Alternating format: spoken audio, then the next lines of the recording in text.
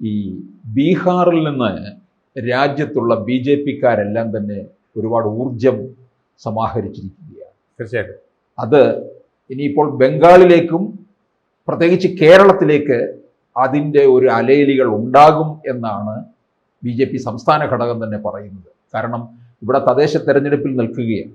അതെ. പിന്നെ 4 മാസം കഴിയുമ്പോൾ നിയമസഭയിലേക്ക് ബംഗാള്, ആസാം, കേരളം, തമിഴ്നാട്, പോണ്ടിച്ചേരി ഇവിടങ്ങളിലേക്ക് കൂടി അതിശക്തമായി ആളിപ്പടരും എന്നുള്ള രീതിയിലാണ് നിൽക്കുന്നത്.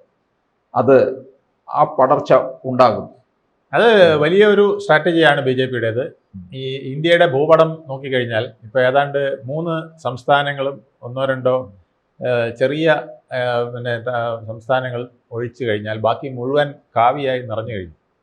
കാശ്മീരിൽ ഒരു നാഷണൽ കോൺഫറൻസ്, വെസ്റ്റ് ബംഗാളിൽ ഒരു മമത അല്ലെങ്കിൽ തൃണമൂൽ, ഇങ്ങോട്ട് താഴോട്ട് വരുമ്പം തമിഴ്നാട്, തെലങ്കാന, കേരളം. ഇത് കഴിഞ്ഞാൽ പിന്നെ ഹിമാചൽ പ്രദേശ്, അവിടെ ഒരു ചെറിയ പൊട്ടിട. ബാക്കി മുഴുവൻ തന്നെ ഏതാണ്ട് കാവ്യവൽക്കരിക്കപ്പെട്ട് കാവ്യയായി കഴിഞ്ഞു. പിന്നെ ഒരു ജാർഖണ്ഡ് ഉണ്ട്, അവിടെയും ജാർഖണ്ഡ് മുക്തി മോർച്ചയുടെ ഒരു സ്വാധീനത്തിൽ അവിടെയും ഉണ്ട്. അപ്പം ബാക്കി സംസ്ഥാനങ്ങൾ ഏതാണ്ട് കാവ്യവൽക്കരിക്കപ്പെട്ട് കഴിഞ്ഞു. അപ്പോൾ ഇന്ത്യ മുഴുവൻ കാവ്യയാക്കുക എന്നുള്ള ഒരു ലൈനിലാണ് അവരുടെ പ്രവർത്തനം പോകുന്നത്. അതിനി പെട്ടെന്ന് സാധ്യമല്ലാത്ത 1-2 സംസ്ഥാനങ്ങളുള്ളതാണ് തമിഴ്നാട്, അതുപോലെ തന്നെ വെസ്റ്റ് ബംഗാൾ, കേരളം. അവിടെയും അവരൊരു സ്ട്രാറ്റജി ഇട്ടുകൊണ്ട് തന്നെയാണ് പോകുന്നത്.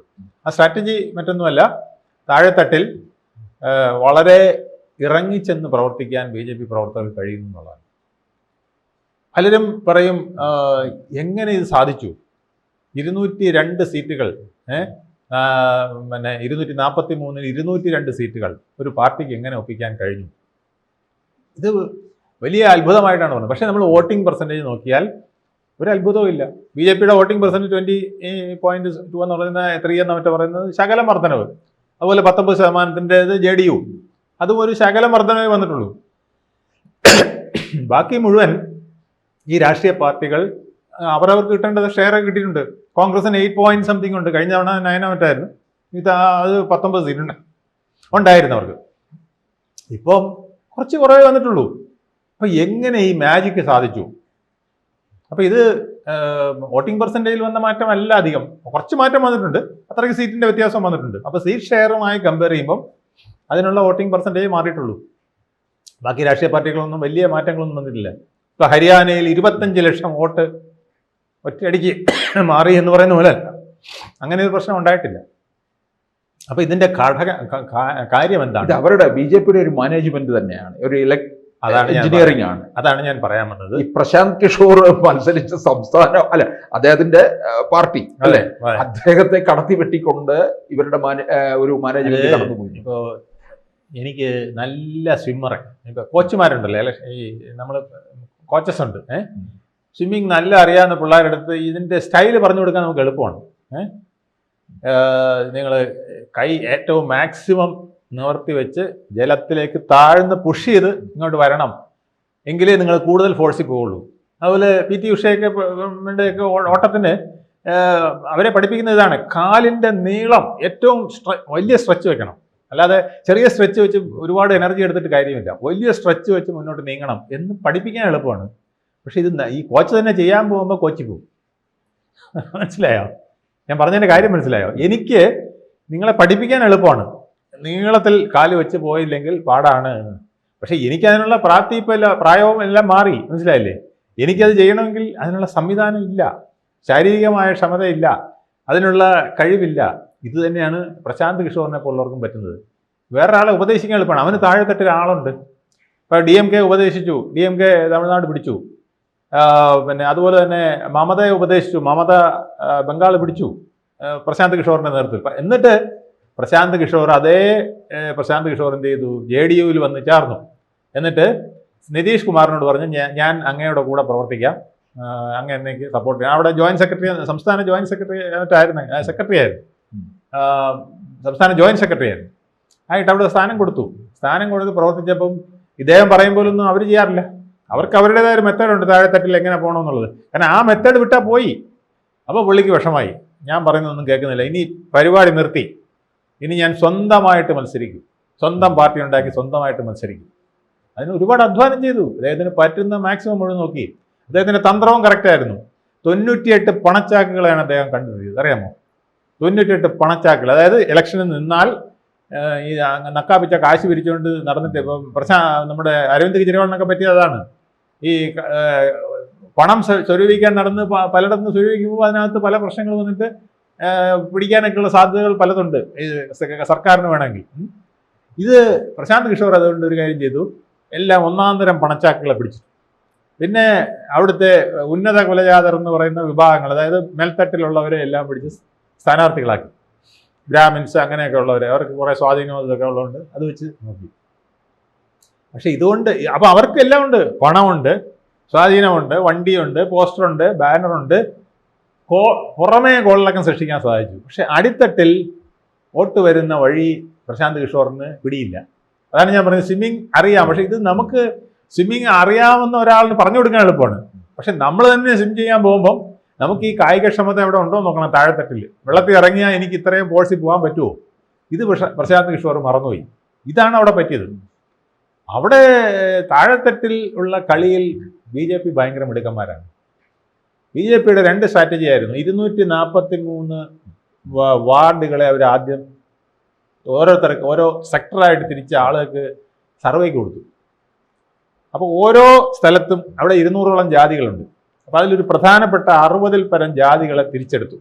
എന്നിട്ട് ഇതിൻ്റെ ആളുകൾ ആരൊക്കെയാണ്, ഇവരെ സ്വാധീനിക്കാൻ ആരെ പിടിക്കണം, ആ രീതിയിലേക്കാണ് പിന്നത്തെ നോട്ടം. അങ്ങനെ അവരെ സ്വാധീനിക്കാനുള്ളവരെ പിന്നെ ഫോക്കസ് ചെയ്യുന്നതാണ് പരിപാടി. ഇതെല്ലാം കഴിഞ്ഞിട്ടാണ് സീറ്റ് ഷെയറിങ്, അതായത് JDUവിന് കിട്ടാൻ സാധ്യതയുള്ള, അപ്പോൾ ഇവർക്ക് കിട്ടാൻ സാധ്യതയില്ല, അവിടെ മുസ്ലിംസ് കുറച്ച് കൂടുതലുണ്ട്, അല്ലെങ്കിൽ ഈ പസ്കിൻഡ മുസ്ലിംസ് ഒക്കെ ഉണ്ടല്ലോ, അവരൊക്കെ ഈ നിതീഷിനോട് വലിയ ലോഹ്യമുള്ളവരാണ്. അതാണ് ഇത്തവണ ഈ മുസ്ലിം മേഖലയിൽ സീറ്റ് കൂടുതൽ പിടിക്കാൻ കാര്യം. അപ്പം അവിടെയൊക്കെ നിതീഷിൻ്റെ ആൾക്കാരെ കൂടുതൽ വിട്ടുകൊടുത്തു. പിന്നെ BJPക്ക് SIR ഒക്കെ വരുത്തി ഈ രോഹിന്ത്യൻസിനെയൊക്കെ വെട്ടിക്കളഞ്ഞ കുറേ സാധനങ്ങളുണ്ട്, അവിടെ അവരും നോക്കി. പിന്നെ ഇതിന് പുറമെ ഈ വോട്ട് സ്പ്ലിറ്റ് ചെയ്യാനായിട്ട് AMMന്റെ സ്ഥാനാർത്ഥിയെ, നമ്മുടെ OICയുടെ AMMI അവരുടെ സ്ഥാനാർത്ഥിയെ പിടിച്ചു നിർത്തും. അവരുടെ ആളിനെ കൂടെ പിടിച്ചിട്ടപ്പം അവിടെയും വോട്ട് സ്പ്ലിറ്റുകൾ വന്നു. അദ്ദേഹം 5 സീറ്റ് പിടിച്ചു, OIC. ഇങ്ങനെ വന്നു കഴിഞ്ഞപ്പം താഴെത്തട്ടിലെ കളി ഇവർ കറക്റ്റായിട്ട് കളിച്ചു. ഇതിന് പുറമെ എന്നോട് ബംഗാളിലെ ഒരു ലേഖകനാണ് പറഞ്ഞത്, അദ്ദേഹം അവിടെ പോയി സർവേ ഒക്കെ നടത്തിയ ആളാണ്. അദ്ദേഹം പറഞ്ഞു 7-8 ലക്ഷം പേരെ വിട്ടിരിക്കുകയെന്ന് പറഞ്ഞു, കർഷകരെ പോലെ 7-8 കാര്യകർത്താക്കൾ വിട്ടിരിക്കുകയാണ്, ഓരോ ബൂത്തും ലെവലും കണക്കാക്കി. ഇവിടെ പിന്നെ 7 കോടി ചില്ലറ വോട്ടുണ്ട്, 7.4 crore വോട്ടുള്ളത്. അപ്പോൾ ഏതാണ്ട് 10 പേർക്ക് ഒരാളെന്ന് വേണമെങ്കിൽ പറയാം, അല്ലേ? 100 പേർക്ക് ഒരാൾ. ഈ ഒരു തന്ത്രം കേരളത്തിന്റെ അകത്ത് BJP ആവിഷ്കരിച്ചു. അതിനുള്ള ആൾ ഇവിടെ ഇല്ല, മിടുക്കന്മാരില്ല. ഇവിടെ മിടുക്കന്മാർ മുഴുവൻ CPM-ലാണ് കിടക്കുന്നത്.